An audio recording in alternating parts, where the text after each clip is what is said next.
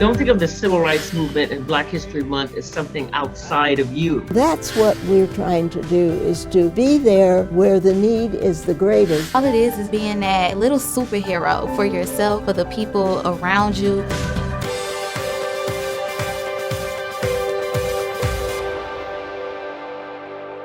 Today on Spotlight, celebrating Black History Month with Trailblazers. You'll meet Sister Mary Antona Ebo, a civil rights pioneer, plus an activist who does everything from organizing protests to uplifting local businesses. And a mixed-race Jewish author talks about living in the in-between.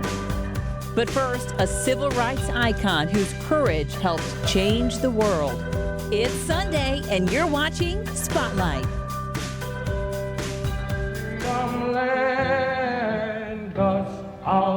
Don't think of the Civil Rights Movement and Black History Month as something outside of you.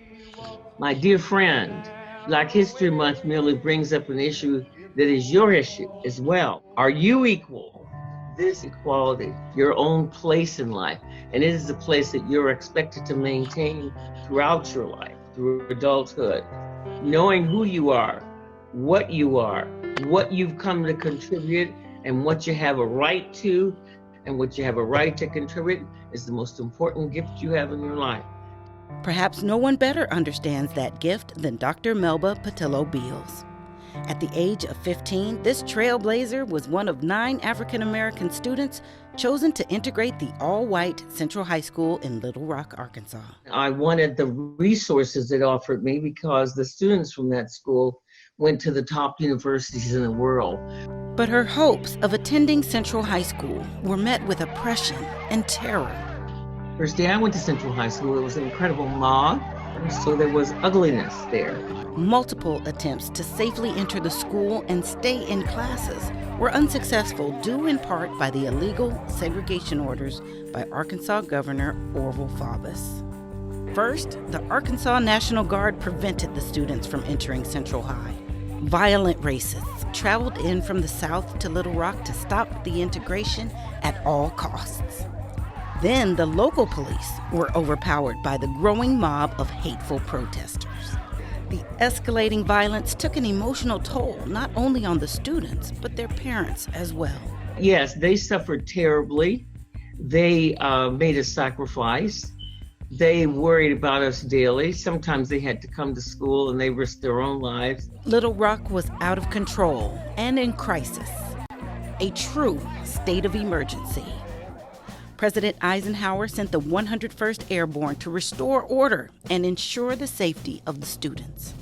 The armed soldiers drove the Little Rock Nine to and from Central High and escorted them through the protesting crowds and into Central High School.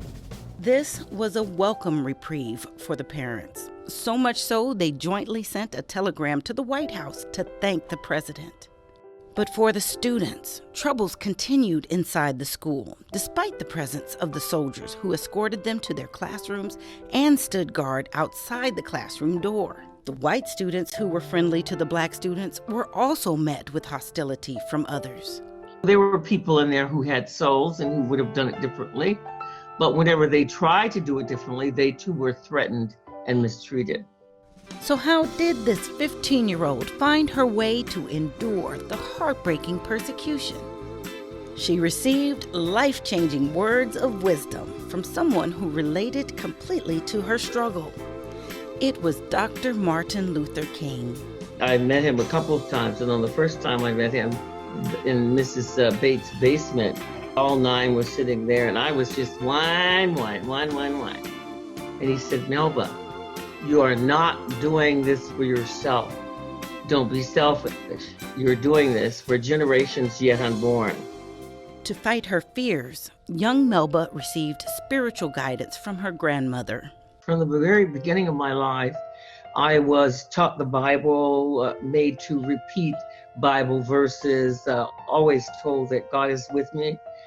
The teen recorded her fears and pleas to God in her daily journal. Decades later, Dr. Melba Pattillo Beals included many of those journal entries in her best-selling book, Warriors Don't Cry. That is a book which tells you what happened in Central High School once I was inside, day by day. And it explains to you the process one goes through in one's head. You know, as a child, certainly you don't think of death or attack or any of that as being something that is in your face now. And what that did was to teach me that it is in your face now. And it really made me alert and gave me strength that I exhibit today. Her first-person historical account from Warriors Don't Cry became a part of the social studies curriculum for middle and high schools around the country. It also launched a healing journey for Dr. Beals. God has brought me a long, long way and kept all the promises that my grandmother made on his behalf. She said, be patient. God is with you, and he sees your need. And so I see that equality that I hoped for and prayed for and begged for.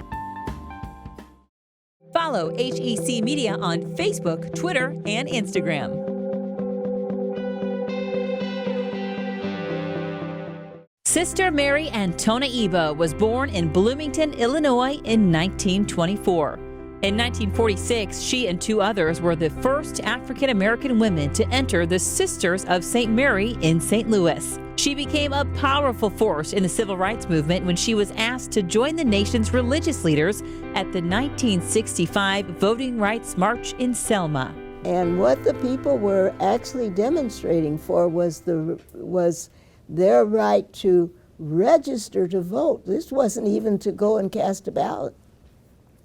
It was that they were not even allowed to go to register to vote. And I usually use an expression with my own folks.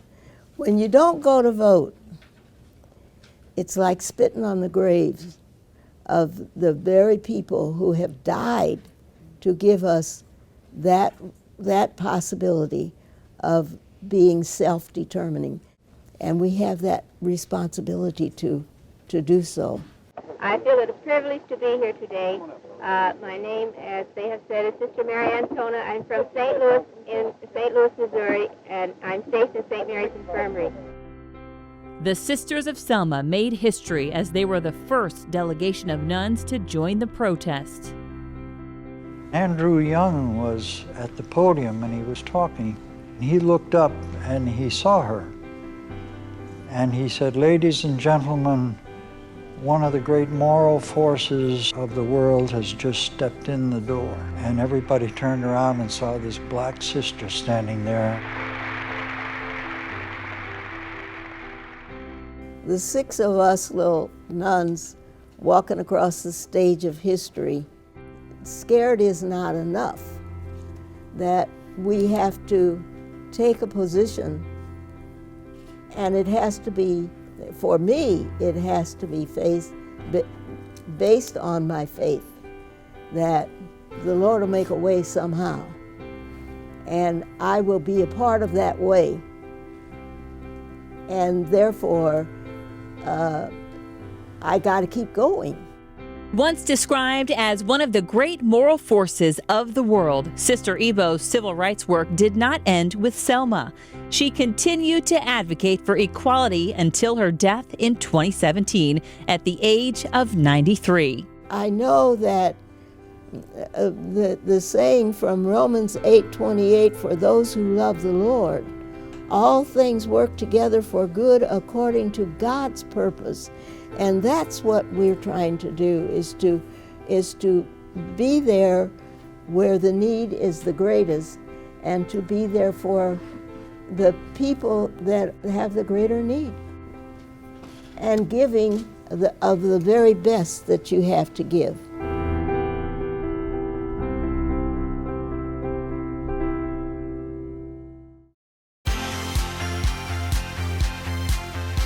You just never know where that spark is going to come from.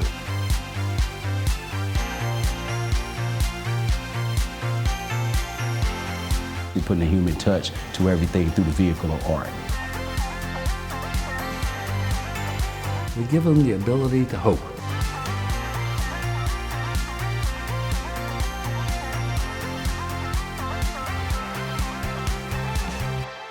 Meet national and local trailblazers this week on Spotlight.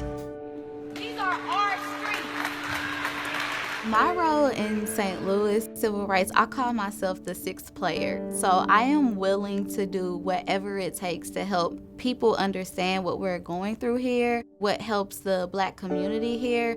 So if it's organizing, if it's creating flyers, if it's taking photos, if it's videography, if it's leading, if it's showing up to a protest and live streaming, I literally will play any role that it takes to just help Black folks feel a little bit more free. Ohun Ashe is actually from a Yoruba tribe in Africa, which means the voice. I found my voice on August 9th, 2014, when Michael Brown was killed by Officer Darren Wilson. I grew up in Jennings, which is right next door to Ferguson, so it felt very real for me. West Florissant and Canfield were all places that I was really familiar with. Hearing about this young guy whose body laid in the street for 4.5 hours, and that wasn't okay. I just started to see how police were reacting to a community that was hurting, and I felt like it wasn't right. I got my undergraduate degree from Southeast Missouri State in journalism and videography, so I always had that passion of telling stories. I went to Lindenwood University and got my master's in digital and multimedia studies. When I first went out into Ferguson, I thought it was important to document what was going on. I can have people on live stream, on Facebook Live, watching and tuning in right then and there. I'm a videographer and I'm a photographer, so I tried to hide behind that lens. But after a while, I felt like it was very important to speak up and say what was on my mind and my heart. And people started to listen, and I realized that we don't have to be a perfect person to have a voice. You just have to be genuine. I had my camera in hand and I was just getting videos and photos of what was going on when I noticed a man on crutches, and they made a circle around him. They were arresting him. So I stood there along with CNN, MSNBC. I'm not disturbing anything at all. I'm not disturbing anything. It's my right. They grabbed all of us. I want to say it was around 3 or 4 journalists at that moment that was swept up, that was recording. They put us in the back of a police van, and it was extremely hot, and they left us back there for about an hour. My first time ever being arrested. So that is what pushed me into realizing that something is wrong with this system and we have to change it. So that background of videography is literally what got me into activism, because it was a story to be told. The role of a modern day civil rights leader, I believe, is to just be genuine in whatever your passion is. Sharing stories was my true passion. So when I went out into Ferguson, when I helped organize, what I was really doing was telling the story of the people in St. Louis and why these injustices was so important to us. What we can't have is thinking that everybody has to be Martin Luther King or Malcolm X. We don't have to have these big names. You can be somebody that only impacts a few people and still have a role. We must love and support each other. Ferguson really gave me a family. You really start to take care of each other, and you really start to look out for each other. And it just gave me a family of people that from all different walks of life, and we're doing something together to make a difference. I frequent where Michael Brown was killed. For me, that is ground zero. That is the reminder of why I am a part of the movement. So we're going to stay out there and meet us out here on the corner, because it's whose street? Our street. Whose street? Our street. Whose street? Our street. In 2017, Jason Stockley was an officer on trial for the murder of Anthony Lamar Smith back in 2011. He kind of felt like he would get set free. We wanted to be organized before the verdict even came out. Anthony Lamar Smith was not pictured to be that perfect person that we believe we have to fight for, and I think that's what made me step up more to say that, hey, None of us are perfect, and our lives still matter. So that's when I got into more of the organizing. I made the flyers. I was live streaming during the protest, literally 24/7 a day. After the Jason Stockley protests, I really cared about Black businesses, promoting Black businesses. So I came up with a website called fortheculturestl.com, which promotes the community in St. Louis. ForTheCultureSTL.com has been seen in all 50 states. It has been seen in all 7 continents. And I just really think that it speaks to the need to advocate for Black businesses. A lot of times I look at Michael Brown from what stemmed from what happened in that moment between him and Darren Wilson. We were these people before, but had that not happened, we may never have activated the powers that we have. Because all it is just being that little superhero for yourself, for the people around you, and really tapping into that. I said we had nothing to lose but our chains. And I feel like had that tragedy not happened, I don't know if I would be this person today. HEC Media presents Talking with Authors, the podcast. Your favorite writers and genres, with diverse subjects and styles, like Jenna Fisher with The Actor's Life, a survival guide. The book is literally about my journey from St. Louis to Hollywood. With new podcasts dropping bi-weekly. Subscribe to Talking with Authors. Meet national and local trailblazers this week on Spotlight. In The Color of Love, memoirist Mara Gad explains what it's like to live in the gorgeous places in between. For Gad, a mixed-race Jewish woman who was born to a young Jewish woman in New York in 1970 and then adopted and raised in Chicago, that place has always been complicated. Our synagogue was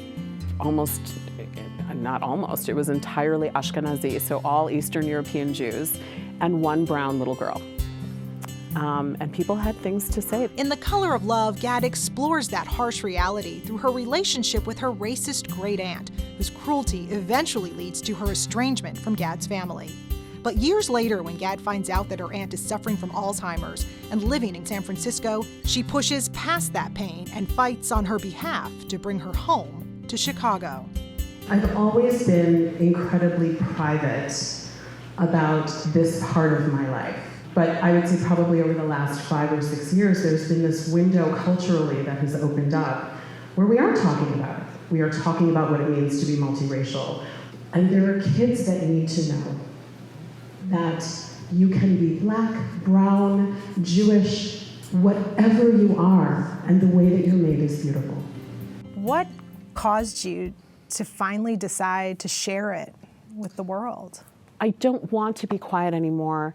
It is not right that at 50 years old, I still rarely can walk into a synagogue or a Jewish building without somebody wondering if I'm someone's nanny or caregiver or the kitchen help or there to help with the band, which was a question I got on Rosh Hashanah morning. I think if you don't find a way to acknowledge the pain, to acknowledge the anger, think about how many people live in this constant state of anger. That too eats you alive. And so I made a choice that I didn't want to live that way. I can't live that way. I don't believe we're supposed to live in a state of anger and pain constantly. I believe love is why we are here. We are here to love and to be loved. And if that isn't the constant experience you're having, I needed some help to figure out how to manage it. And some days I still do.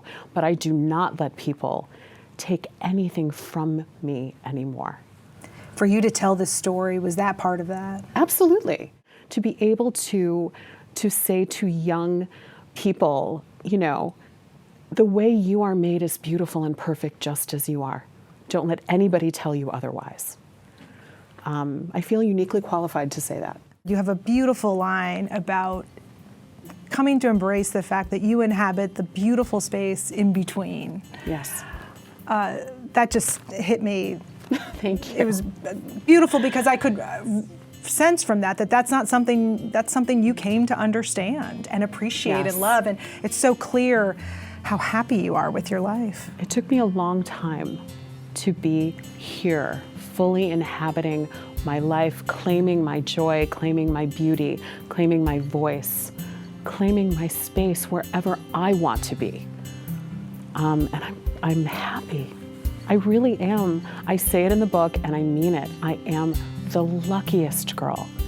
And I count my blessings every day. Happening now. See Ghosts at the Grandel Theater, a play about a track star and the power of a team. On stage through March 1st.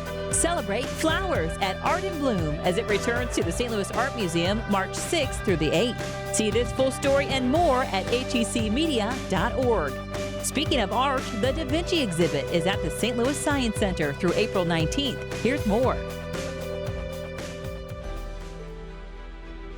This is the Da Vinci exhibition. It's going to be all about Da Vinci's creations. It focuses more on him as an engineer and innovator.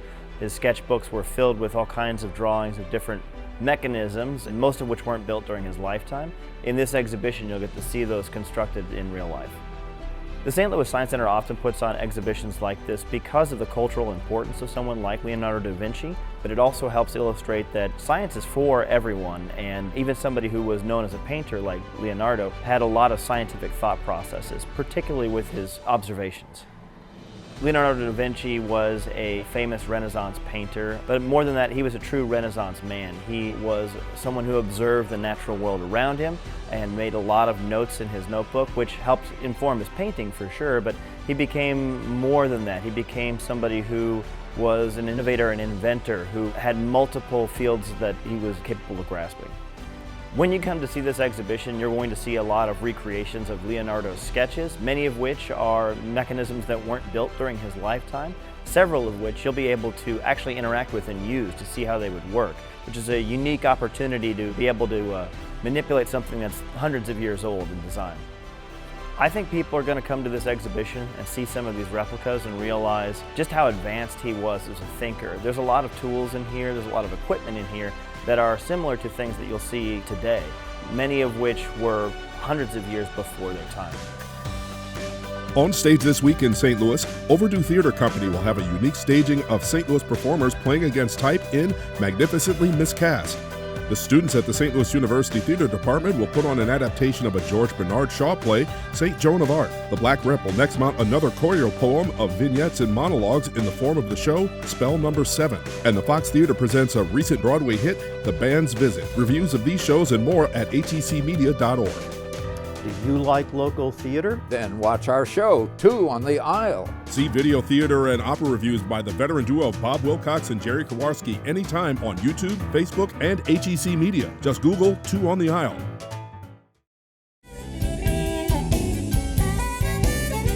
I want to talk about the chitlin circuit for a minute because there have been so many things said about the chitlin circuit. It's so misleading things. Because the chitlin circuit is just what it is, the chitlin, the hog guts. We used to work for the food, and you get a plate of chitlin or 2 or 3 hamburgers. I remember back in the early 50s, I played so well, the guy would give me 2 plates of chitlin. I would sell one of them for 25 cents. He'd fix me 4 hamburgers, I would sell 3 of them and eat 1. So I sell a plate, so I would make an extra $2 a day just selling my food that he fixed for me. Because he wasn't paying me but $4.50. You know, that's what we was making. My first gig, I'm making $12 a month. $12 a month. 1951, $12 a month. I have been up, I've been down, been turned all the way up, round and round. But I'm so thankful that finally I'm crossed over with a white audience. But yet I didn't cross out the black audience. I remember in 1951, playing in clubs behind a curtain where they didn't want to see my face, but they want to hear my music. that I have lived long enough to see the change in people's heart and mind. And God has let me live long enough to see the change and enjoy some of the changes that happened to me in my life. Let me tell you how much history in blues. Someone asked me, said, Bobby Roy, so why do you sing the blues? Is it because your woman left you? And I often tell them, yes, you can have the blues when your woman leaves you, but you can also have the blues if they stay too long.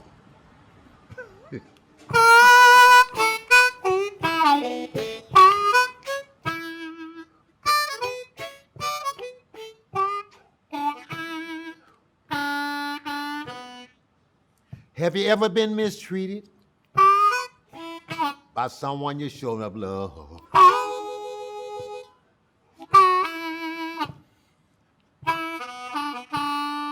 Have you ever been mistreated by someone you're showing up love?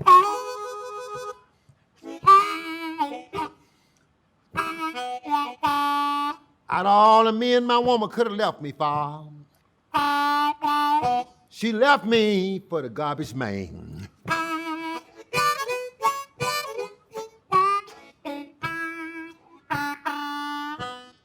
No matter how bad she treated me, still can't get the love out of my mind, yeah.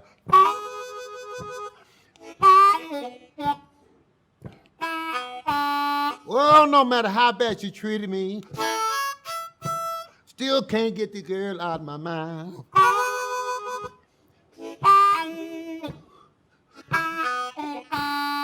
Out of all the men my woman could have left me for,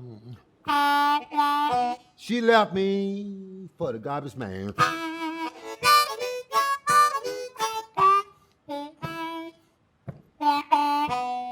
If I ever get her to come back, I'm gonna buy myself a garbage truck.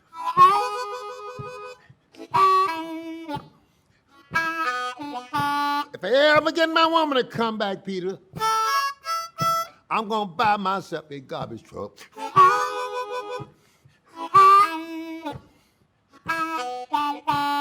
When my garbage can't get full, Peter, I'm gonna take it and drop it way, way out in the woods.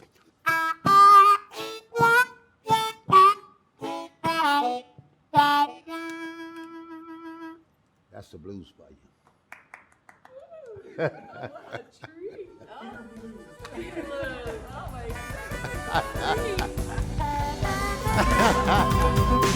Thanks for watching Spotlight. Join us next Sunday at 9:30 a.m. as we celebrate Women's History.